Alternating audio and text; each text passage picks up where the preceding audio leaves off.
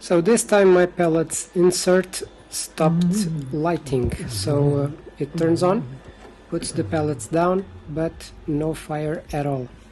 So I was looking at the instruction book and it said that the fire element or heating element, something like that, is not heating up, is not working. So this is where it's located. I have opened it before to track it down and marked the cables there, but apparently it does not need to be marked because they are the same line. So in order to remove it, I will turn it off the electricity first so I don't get shocked. That's the feeding cable. It's on the opposite side of the pellets insert. With it off, I will now remove this heating element. To do that, we need to use this Allen key. It depends on what model your pellets insert is, but you will need something to unscrew this heating element. I marked this again. It is not necessary because it's the same line, it's the blue line.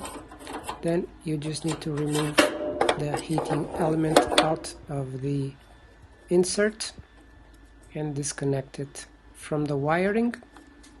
This specific one is inserted in a metal tube, but on yours it may be different and it will be just the element attached by that same screw. So with it removed from the insert, I need to undo that nut, and I will need to put my phone away because with one hand I cannot do it, it's very tight. After I untight it, I will then need to remove it. I'm holding it with part of my hand and unscrewing it with the other part of the hand, but I need to do it with both hands. That's why it's a very close up now. As you see, the element is inside the tube, rolling, and there it is, it's out. And it's a ceramic pipe that is heated by the electricity. So apparently this is burned out, so it's not working. I will now go out and buy from a specialized store the exact same model. And this is it. This is the brand new one. The old one is on the ground, and we'll just put it back in. I will clean this later after the video, don't worry, it's a mess, but I will clean it. This metal pipe, it needs to be cleaned from the inside because it's full of debris and leftover burned pellets, so we'll take care of that right now. So in order to clean it, I will use a Dremel to remove all of these ashes that are like cement now, and I will roll it all the way around the tube, at least on this where it can reach, so it can heat the pellets much easily, because the heating element spreads the heat throughout the tube and the tube itself gets incandescent and it will then burn out the pellets. If it has this layer of ashes, it would not be as much as efficient as it would be if it was cleaned.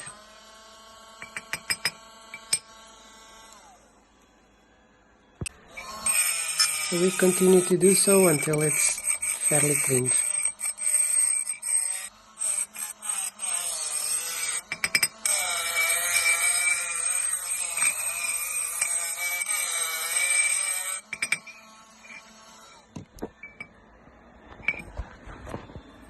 So this is the result with a bit more light. As you can see, the ashes are basically all gone from the beginning of the pipe.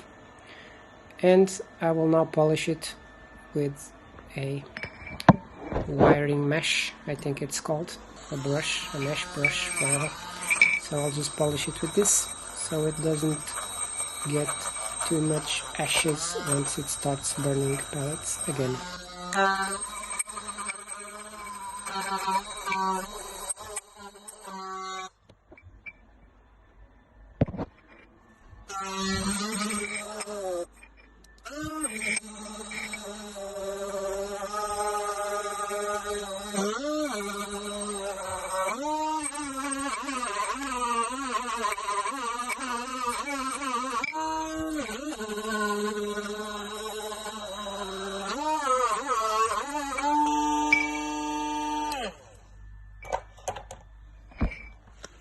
And there it is, much better.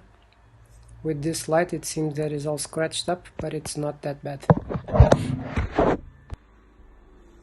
So now we will insert the new element inside of it and put it back on the pellets insert.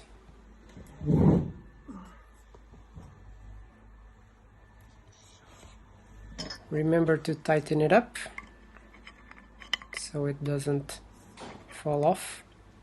Not that it will vibrate enough to be removed, but to be safe, we'll tighten it.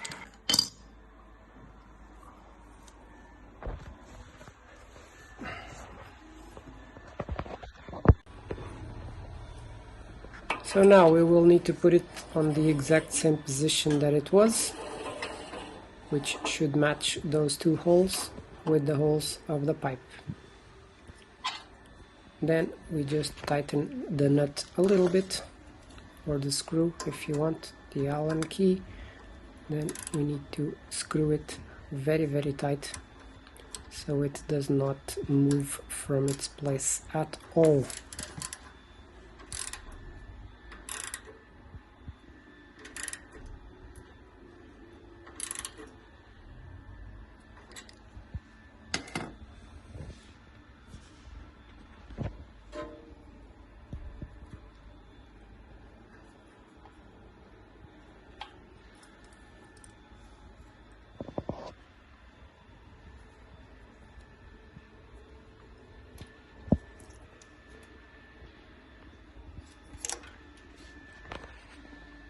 Now to connect the wires I need my both ends, so as I said, these can go in any way.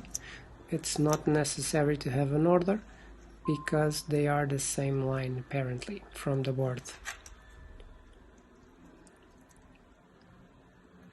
And there it is. Now let's put the cables together so they are not smashed in these rails.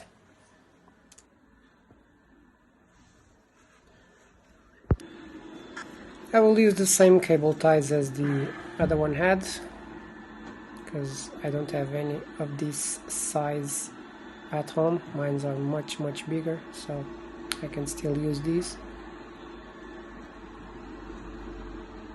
And this is more than enough for the cable to be tidy. So you got a glimpse there of my noisy friend. So I will now put power back on it and test to see if it is working.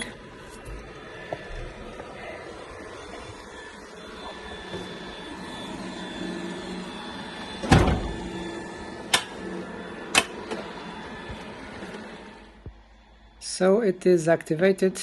The anomaly that you see is because the time for maintenance has passed, but I have done my maintenance myself, so it's everything okay. So I will fast forward through this bit because it takes some time for it to start the fire.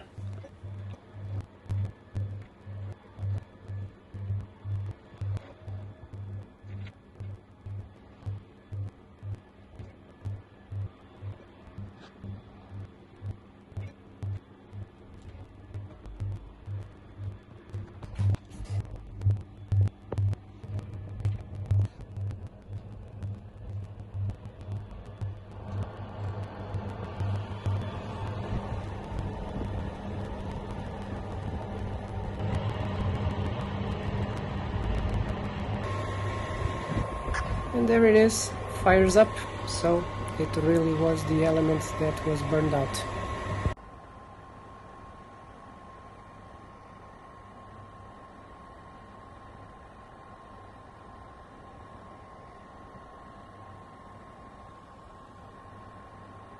As you can see on the meter, it's doing a lot of heat.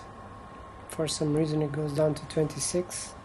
This meter is not very reliable, but that's more or less the temperature that it outputs, around 50 degrees, 45 to 50, something like that. So if you enjoyed this video, please leave it a like, subscribe the channel, and I will see you on the next one.